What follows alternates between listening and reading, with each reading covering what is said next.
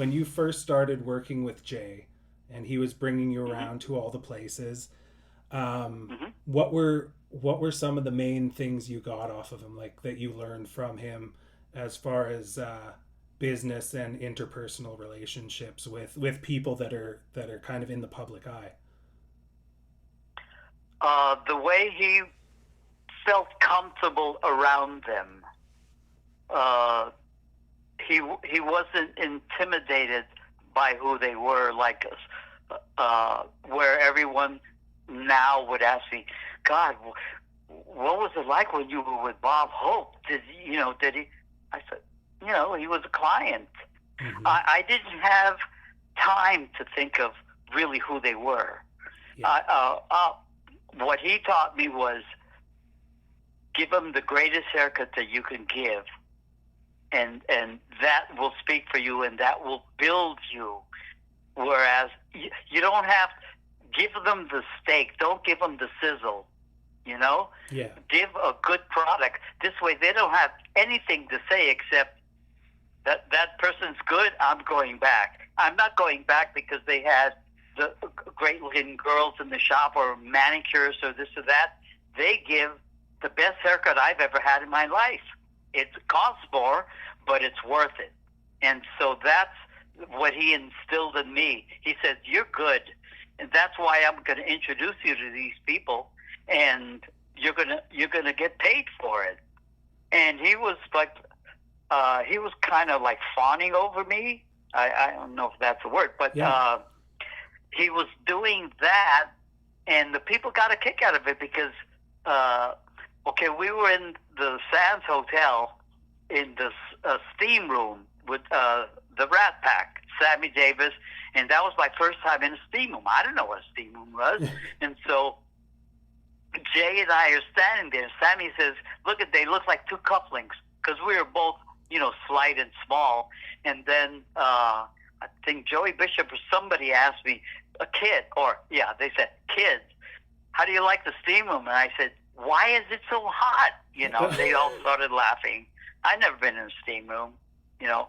Right. So can you imagine at my age being privy to that? And all of a sudden, I just got used to that, and I got used to being around um, learned people, bright, articulate, and I took my lead from them. How to say things, how I watched all their moves, how they took care of the people, the waiters, and all that stuff. And to this day, wherever we go, that we're known. Uh, we always get a nice table, the parking lot person, because you take care of them, and that's what I learned a lot of that from Jay. Amazing. You know, Yeah. Yeah, absolutely. How many people were I working mean, for him when you there was the restaurants in Beverly Hills, like oh heck, Jean Dion was a famous restaurant owner, and he owned La Scala. I mean, to be able to get in La Scala was really really tough. But once you knew the people, that I went in with Jay. He introduced me to the maitre d and stuff like that. And then you take care of the maitre d. When you come in the next time, that's the way it works. And then I would take people there, and all of a sudden, from one of the corners, little Joe, come here. And it was Robert Wagner and Natalie Wood. And then I would introduce them to my friends and my wife and all of that. And I mean, Jay made all of this possible. He had so much style, and but I never felt, uh, I'm proud of. I never felt in competition with him because I knew my worth. He knew his worth, and I was okay with that. Uh, right? I He mean, said, to be able to cut his hair, to be the guy that cut Jay's hair at that time. mhm, Other people probably cut it later on or before, but at that time, that was pretty cool. And then he cut my hair. right.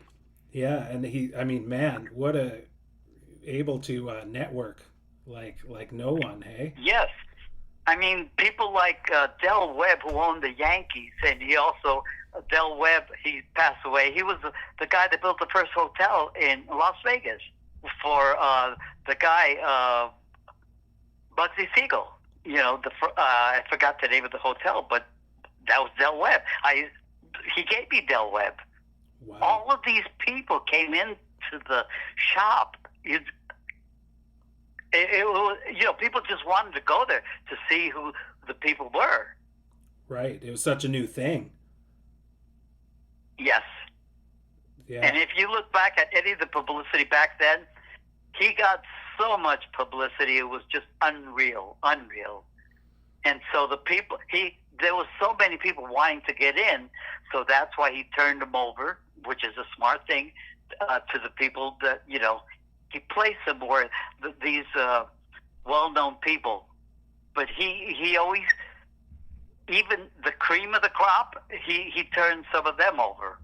I mean, I never did Sinatra or Elvis Presley, but some of the other guys did Elvis Presley, you know. Wow.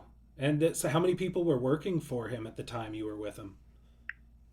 There was two sides. There was the barber side and the cosmetology side. Both had different licenses. That's why at that time the barbers couldn't work in the same room, but it was two different licenses, so it worked out. So on one side you have maybe 5. As you walk into the right, those are the barbers. Yep. And then you walk around, and on the other side there was maybe 7 or 8, maybe. Wow. So like and, quite a few you people. know, I worked in that one big room for a couple of weeks, and then I was in his room for the rest of the time. His private room. There was only 2 chairs. Right. Wow. Well, that's unbelievable. And for the business side of things is really impressive and really interesting, that because there was no blueprint. You guys were kind of no.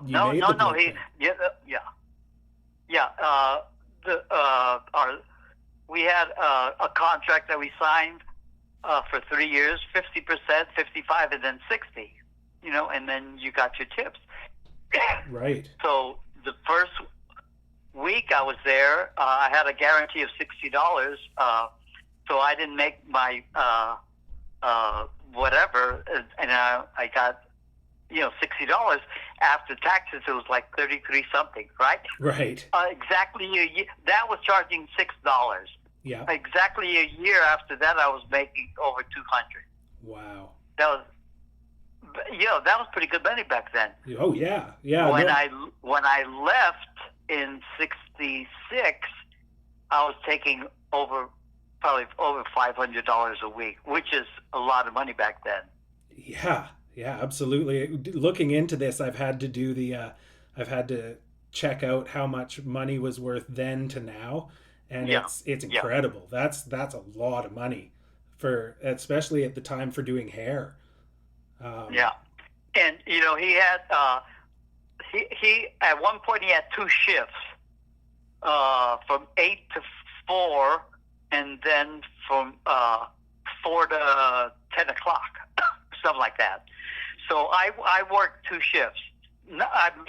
I worked one shift there to 4 o'clock, and then I would go to another shop from 4:30 to 8:30, and then from 9 to 1:30, I was a musician also, so I worked 3 jobs. Oh wow! What'd you play? The other shop I was working was a friend of Jay that worked at Sebring, and then he left, opened his own place, but he broke his arm, and so Jay asked me to help him out, the guy, and so that's what I did.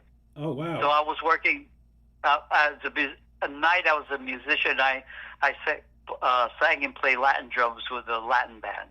Oh wow! Oh, I love Latin drums. I've just started playing drums about a year ago, and I find that stuff incredibly I play difficult. conga. Oh, conga cool! Drums.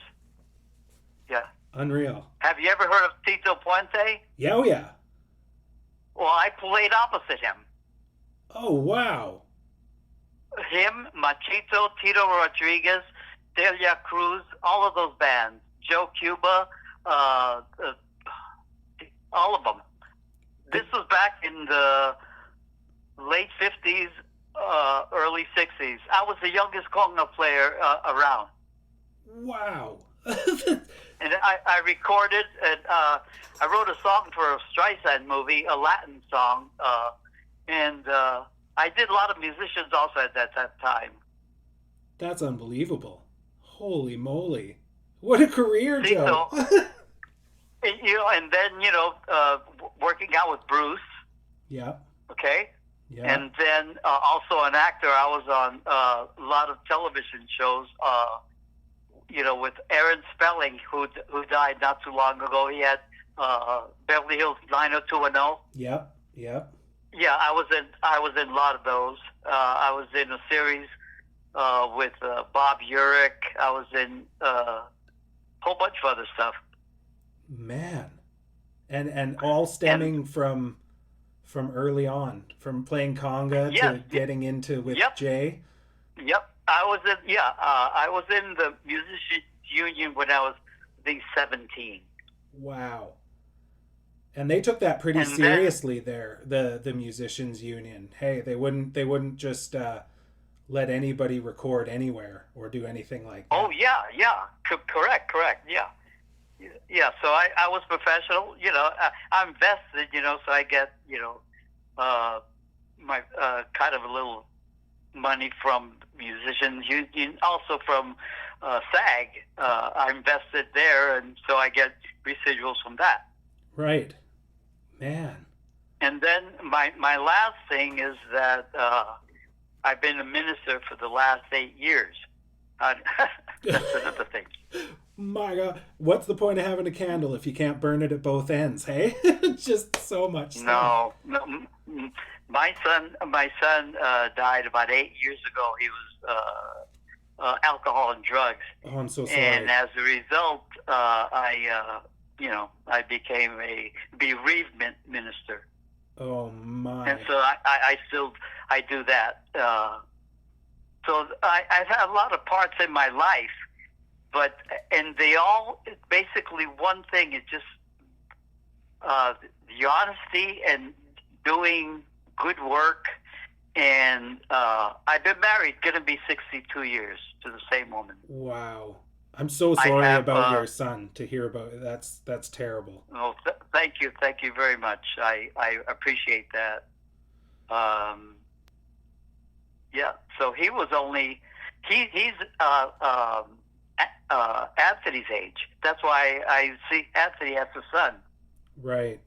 And do you see a lot of the same age, 1966? Oh wow. Do you see a lot of Jay in Anthony? Oh yeah.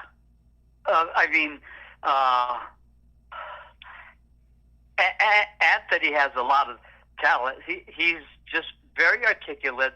He's a very good actor. But I just love his heart. Love his heart. When he and I got together, we were just knowing each other, and he started to work. He told me what he wanted to do. He wanted to do this documentary and look, and also acting jobs. I said, well, just,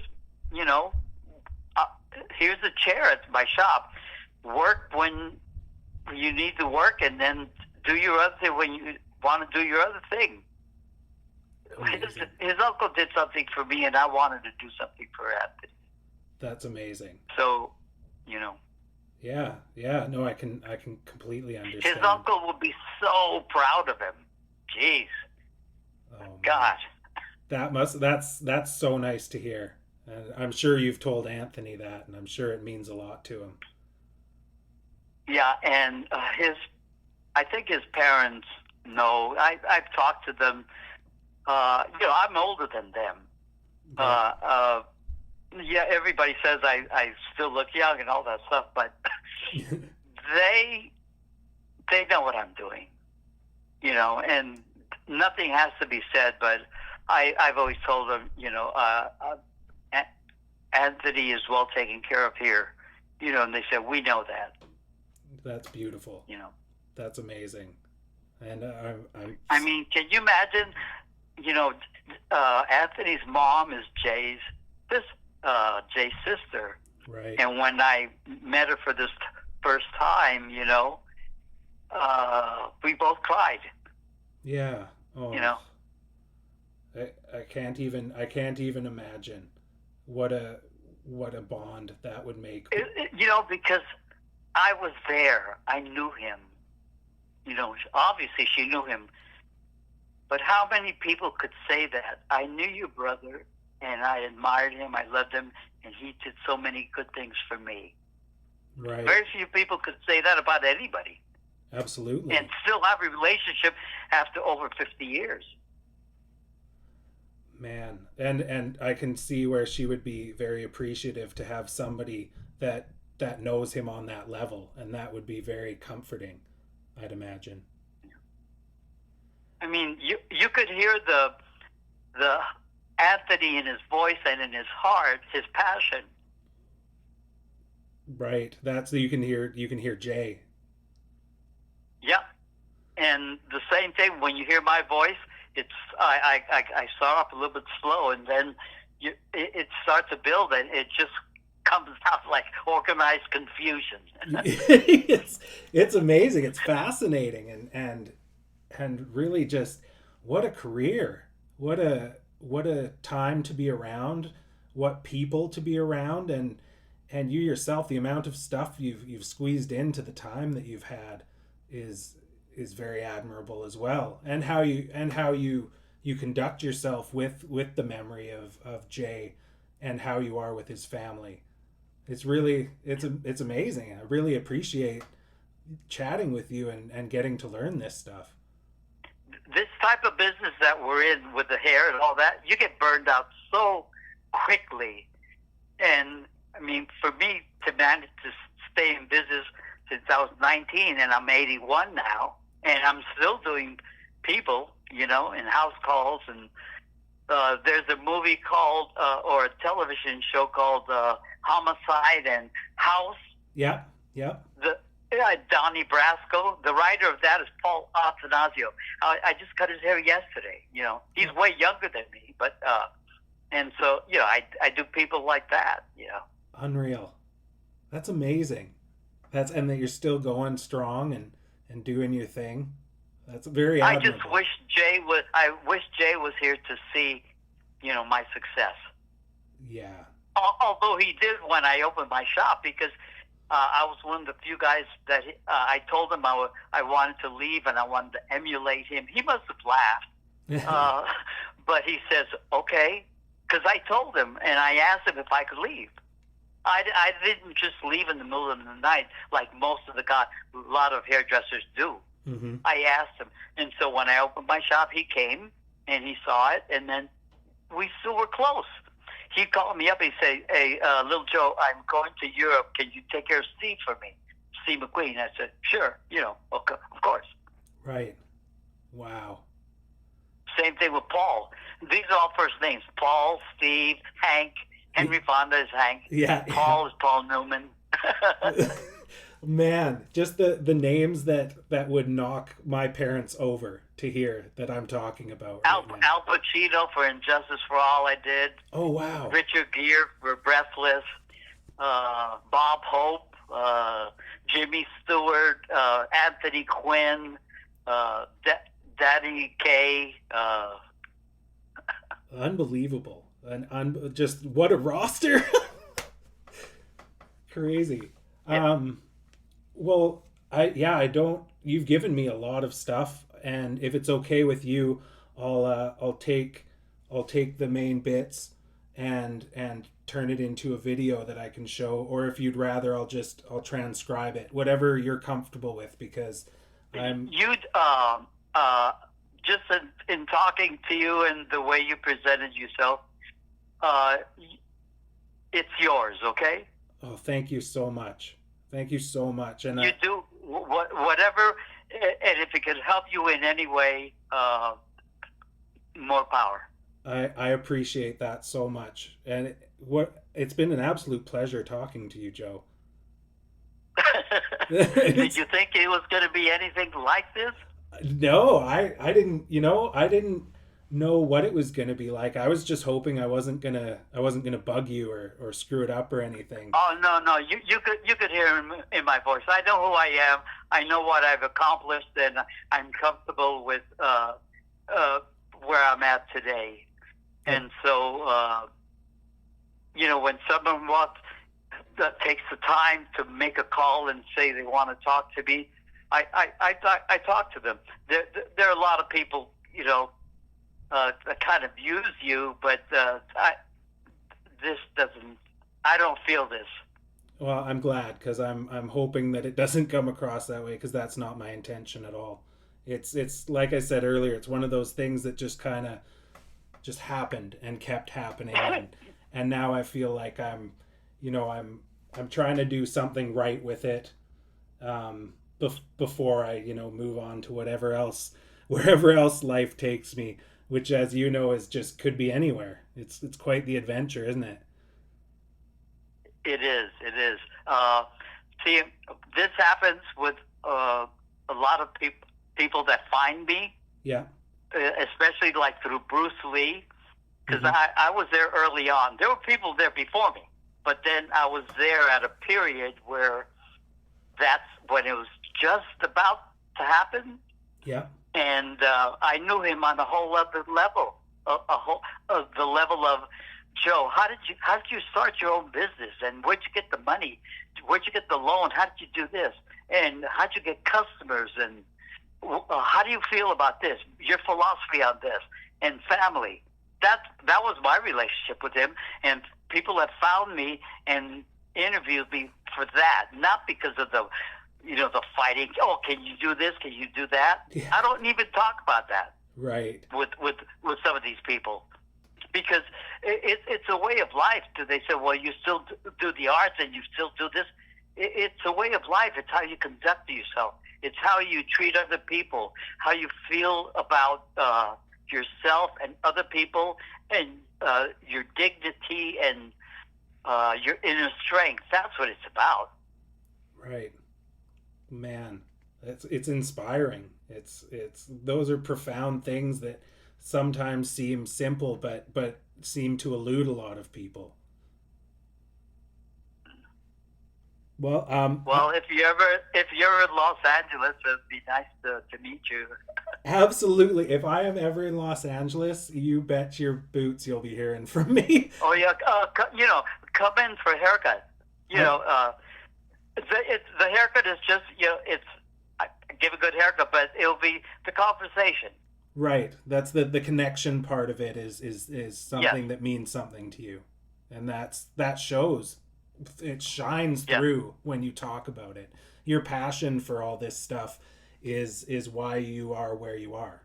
It's incredible, and I will definitely, if you're all right with it, I'll definitely keep in touch because it's inspiring, and I enjoy meeting incredible people like yourself and Anthony, and being able to have that connection.